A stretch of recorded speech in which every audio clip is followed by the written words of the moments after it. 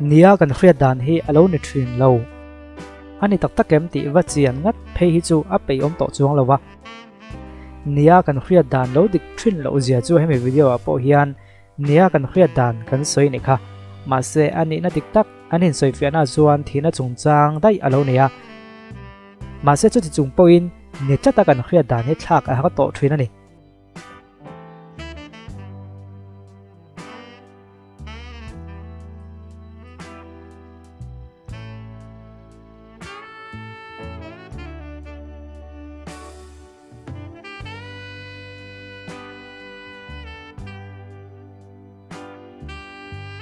This is Shiva. This is Hanuman. Not one soul. One soul. Anybody have Hindi Bible? Then give me. I want to Hindi Bible. Okay, don't pick your goat.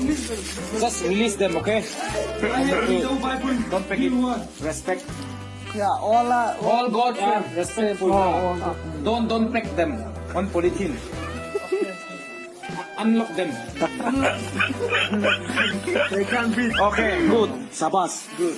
engei ngai tua le communication subject kan zong ve lai kha chuan communication in biak po ton na chuan kan biak ate khan kan soi tum kha an kha theim ti poi mo dang an ti thin ma se chang chuan alam moyem alam da na mi zovem agwa ma te kha dikem ti vela hian kanin oi tlei tok ning ka khia chu wang ania mi tong hi ka kha thiam ruak thawa ma se english chuan zuk tong ngam chuang mi alawa kan biak tum khan ka soi tum kha thiam am ti ain ka lam da la moi lo wang a ti lo na thakau hi kan nei tam to lu tu ka tu thiam lo nge ka kha to bik chuang lo nang chuan lo nei ve su mi zo tong man thei mi lo na han om chia la a moi lam pang ngai tu man ani to lo kan soi tum man khriat theina na kan chang chang kan pot khom nok nok tho tho a moi lo buai chu mi zo tong khrian da tam deu ti na ne mai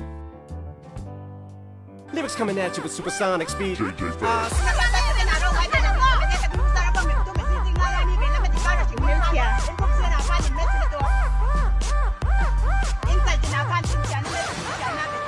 thil za thak deuh deuh hi a zak tur tak te hi an zangai me lo a zak lo tur te zok hi kan lo zak chem chem sel a boi thak khani hi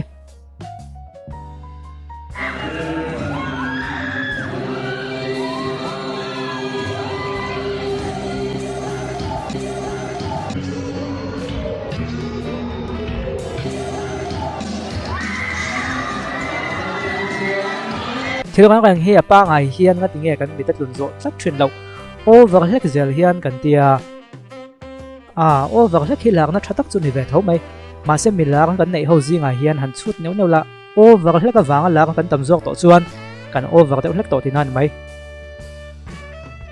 ole khang video than kha chi en ton hu te pon i ka ringa ama ro chu ka thule hla ngai thadwa lo en be him te ni chuan in chung alom thu ka kon soya ka kon tang zelang kanin molai vak don ya ole khoi bom resort then zo la hian ikal ve toem ka khelawa idola kal lo mai thei kal to pon mai theya tun ma chuan zana kan da hong ngai lowa tuna chuan dai te tlem tuwa khua kan lum chho tan tuwa zana po dak som thleng akal theya no pang thalai pui tin tan chung ko tam po kal du tan chuan zana avakal thei to ti kha kan lo khadon nia zok top zan tiam lovin